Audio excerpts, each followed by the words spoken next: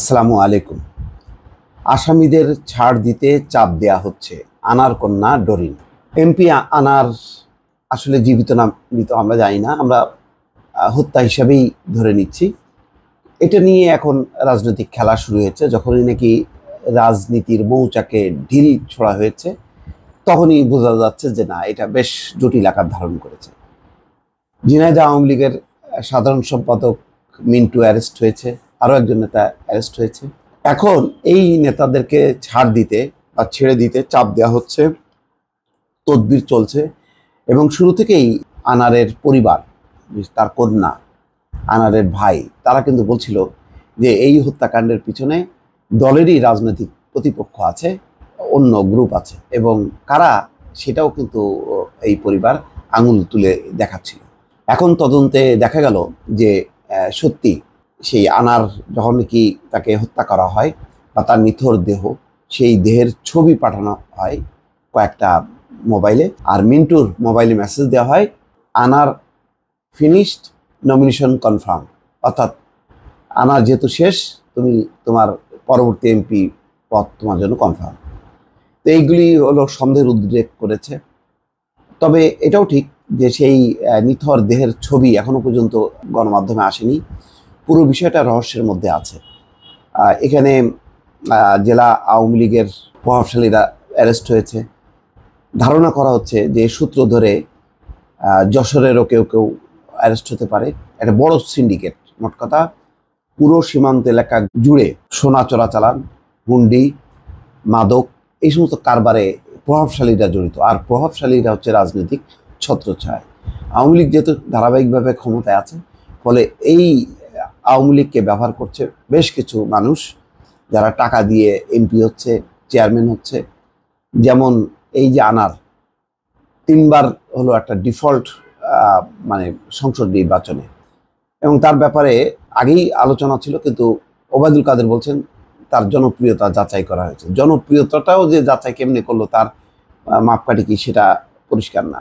যাই হোক, কিন্তু এখন যেটা আনার কন্যা ডরিন যেটি শঙ্কা করছে, যারা তার বাবার হত্যাকাণ্ডের সঙ্গে জড়িত তাদেরকে ছেড়ে দেওয়ার জন্য বা তাদেরকে অব্যাহতি দেওয়ার জন্য চেষ্টা চলছে। সেই কারণে তিনি ছুটে এসেছেন স্বরাষ্ট্রমন্ত্রী আসাদুজ্জামান খান কামালের কাছে, তার সঙ্গে দেখা করেছেন। ডরিন দাবি করছেন বড় বড় জায়গা থেকে ফোন দেওয়া হচ্ছে আসামিদের ছাড় দেওয়ার জন্য। স্বরাষ্ট্রমন্ত্রীর কাছে বাবার হত্যাকাণ্ডের সঠিক বিচার চেয়ে তিনি বলেন, যারা হত্যাকাণ্ড ঘটিয়েছে তারা কেউ যেন ছাড় না পায়। অনেক জায়গা থেকে আসামিদের ছাড় দেওয়ার জন্য তদবির করা হচ্ছে, চাপ দেওয়া হচ্ছে। গ্যাস বাবু আমার বাবার প্রতিপক্ষ, মিন্টু চাচাকে ধরেছে, অবশ্যই তার বিরুদ্ধে কোনো প্রমাণ পেয়েছে ডিবি। তিনি জানান, জেলা আওয়ামী লীগের সাধারণ সম্পাদক মিন্টু আটকের পর তাকে ছাড়ানোর জন্য তদবির ও চাপ দেওয়া হচ্ছে। ডরিন আরও বলেন, রাজনীতি নিয়ে এখন চিন্তা করছি না, আগে হত্যাকাণ্ডের বিচার চাই। এ সময় স্বরাষ্ট্রমন্ত্রীও আশ্বাস দেন, প্রকৃত অপরাধীদের আইনের আওতায় এনে শাস্তি নিশ্চিত করা হবে। আনারুল কন্যা আরও জানান, ডিএনএ টেস্টের জন্য এখনও ডাকেনি ভারত, ডাকলে যেতে প্রস্তুত আছি যাওয়ার জন্য। তো এটা একটা রহস্য। এই যে বলা হচ্ছে যে কোমোটে ফ্লাশ করা হয়েছে, সেই টুকরা পাওয়া গেছে, আমাদের ডিবি প্রধান বলেছে। তারপরে ওই হাড়গোড় উদ্ধার করা হয়েছে 2 দিন আগে বলা হলো। তো ওইগুলি ডিএনএ টেস্ট করা হচ্ছে না কেন? ডিএনএ টেস্ট করলেই তো বোঝা যেত এটা কি আসলে আনার নাকি আনারের না। সেটা না করা পর্যন্ত তো নিশ্চিত হওয়া যাচ্ছে না আনারের মৃত্যুটা বা সে হত্যাকাণ্ডের যে শিকার হয়েছে সেটা বোঝা যাবে যখনই নাকি ওই হাড়গোড় বা দেহের কোনো অংশ ডিএনএ টেস্টের মাধ্যমে প্রমাণ হবে যে এটা আনারের দেহের অংশ, তখন বোঝা যাবে সে নাই এই পৃথিবীতে। এমপি আনার গত 12 তারিখে যায় এবং সম্ভবত 14 থেকে 18-এর মধ্যে এই ঘটনাটা ঘটে। একটা আলিশান ফ্ল্যাটে ঢুকেছিল, সেখানে ট্রাপড হয়, হানি ট্রাপ বলা হয়। একজন মহিলার ট্রাপে ফেলে তাকে শিলাস্তি রহমান সেই টেনে আনে তাকে।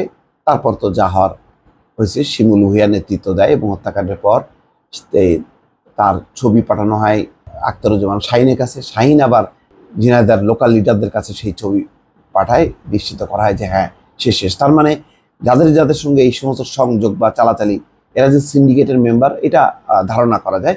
তবে এখন পর্যন্ত কিছু রহস্য রয়ে গেছে, যেমন এটা কেন নিশ্চিত করা হচ্ছে না যে আনারের এই যে দেহের অংশ আনারের, ফলে আনার হত্যাকাণ্ডের শিকার হচ্ছে এটা নিশ্চিত হওয়া যাবে। তদন্তের এই পর্যায়ের মূল কারণটা কি, ঘটনাটা কি, সেটা বের করা, কারা কারা জড়িত, এটাও এত সময় লাগছে, 1 মাসের বেশি সময়, এটাও খুব রহস্যজনক ব্যাপার। এই যাদেরকে আটক করা হয়েছে তারাই তো যথেষ্ট, তাদের সূত্র ধরে বের করা যে কারা কারা জড়িত। তো সব কিছু মিলায় মনে হচ্ছে যে একটা কিছু একটা ব্যাপার আছে, হয়তো তদন্তটা গোটানো হইতে পারে, একটা শর্টকাট রাস্তায় একটা যাওয়ার হয়তো চেষ্টা চলতে পারে। দেখা যাক কি হয়। দর্শক ভালো থাকবেন, আল্লাহ হাফিজ।